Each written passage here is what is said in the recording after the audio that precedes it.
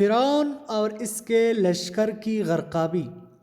علماء تفسیر نے لکھا ہے کہ جب فرعون اپنے لشکر کو لے کر بنی اسرائیل کو پکڑنے کے لیے نکلا تو وہ بہت زیادہ تعداد پر مشتمل تھے، یہاں تک کہ قول کے مطابق اس کے لشکر میں 1,00,000 ترمشکی گھوڑے تھے اور لشکر کی تعداد 16,00,000 سے بھی متجاوز تھی۔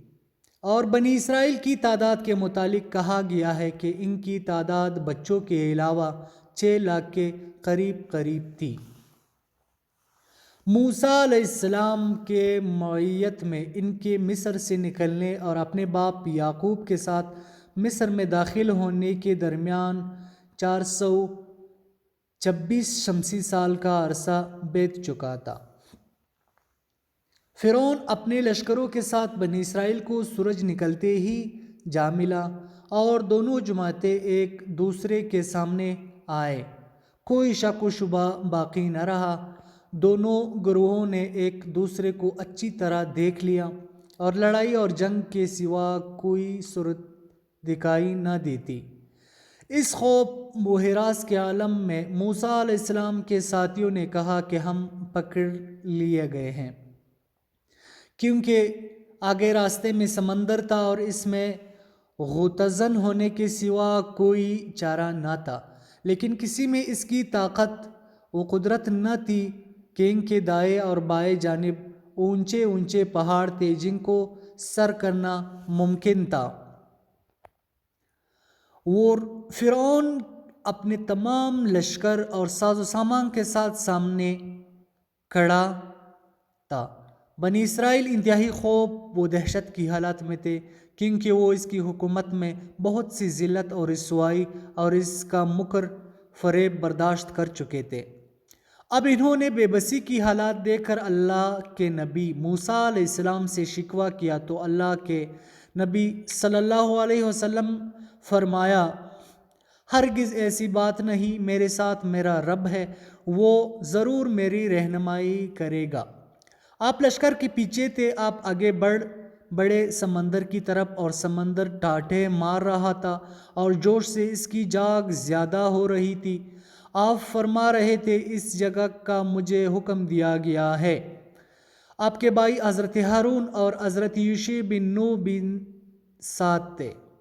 یوشع علیہ السلام کا شمار اس وقت بنی اسرائیل کے بڑے سرداروں، علماء اور عبادت گزاروں میں ہوتا تھا۔ موسیٰ اور ہارون علیہ السلام کے بعد اللہ تعالیٰ نے ان کی طرف وحی بھیجی اور ان کو نبی بنا دیا تھا۔ ان کا ذکر ہم آئندہ کریں گے۔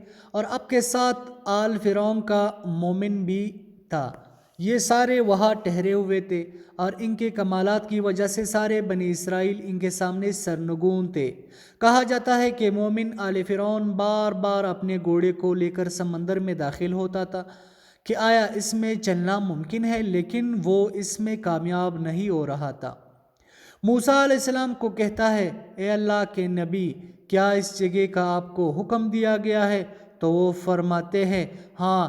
جب حالات سخت ہو گئے، معاملہ سنگین صورت اختیار کر گیا، فرعون اور اس کا لشکر پوری طرح اسلحہ سے مسلح ہو کر پورے غیظ و غضب کے ساتھ قریب پہنچ گئے، آنکھیں ڈبڈبا گئے اور دل حلقوں تک پہنچ گئے۔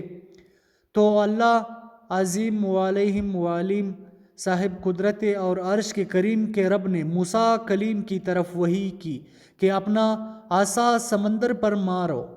موسیٰ علیہ السلام نے عصا سمندر پر مارا اور کہا گیا کہ موسیٰ علیہ السلام نے لاٹھی مارتے وقت سمندر سے کہا، اللہ کے حکم سے پٹ جا۔ اور بعض نے یہ بھی کہا ہے کہ موسیٰ علیہ السلام نے سمندر کو ابو خالد کی کنیت سے پکار کر کہا۔ واللہ اعلم۔ اس بات کا تذکرہ اللہ تعالیٰ نے اپنی کلام پاک میں اس اندازے سے کیا ہے کہ پس ہم نے موسیٰ علیہ السلام کی طرف وحی کی، اپنی لاٹھی سمندر پر مارو، تو وہ پٹ گیا اور پانی کا ہر حصہ بڑے پہاڑ کی طرح ہو گیا۔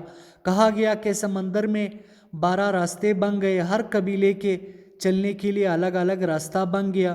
اور بعض نے یہ بھی کہا ہے کہ ان موجوں میں کھڑکیاں بن گئے تاکہ وہ ایک دوسرے کو دیکھ سکے۔ کہا گیا ہے کہ ان موجوں میں کھڑکیاں بن گئے تاکہ وہ ایک دوسرے کو دیکھ سکے، لیکن یہ بات محل نظر ہے کیونکہ پانی صاف و شفاف ہوتا ہے اور اس کو پیچھے روشنی ہو تو وہاں سے خود بخود اشیاء کو دیکھا جا سکتا ہے، اسی لیے اس کے لیے کھڑکیوں کی ضرورت نہیں ہے۔ اللہ تعالیٰ کی قدرت عظمیہ کے بموجب سمندر کا پانی پہاڑ کی طرف کھڑا رہا۔ اللہ تعالیٰ کی قدرت اور شان یہ ہے کہ جب وہ کسی چیز کا ارادہ کرتا ہے تو اس کو کہتا ہے ہو جا تو وہ چیز وجود میں آ جاتی ہے۔ اللہ تعالیٰ نے پچم کی ہواؤں کو حکم دیا، انہوں نے سمندر کی کیچڑ کو خشک کر دیا اور راستے بالکل صاف ہو گئے، یہاں تک کہ گھوڑوں اور جانوروں کے کھروں کو بھی مٹی نہ لگی۔ اللہ تعالیٰ نے فرمایا، تفصیل اور مفہوم یوں ہے، اور ہم نے موسیٰ علیہ السلام کی طرف وحی کی کہ ہمارے بندوں کو راتوں رات نکال لیا جائے، پھر ان کے لیے دریا میں لاٹھی مار کر خشک راستہ بنا دو، پھر تم کو نہ تو فرعون کے آ پکڑنے کا خوف ہوگا اور نہ غرق ہونے کا ڈر۔ فرعون نے اپنے لشکر کے ساتھ ان کا تعاقب کیا تو دریا کی موجوں نے چڑھ کر انہیں ڈھانک لیا، یعنی ڈبوا دیا، اور فرعون نے اپنی قوم کو گمراہ کر دیا اور سیدھے راستے پر نہ ڈالا۔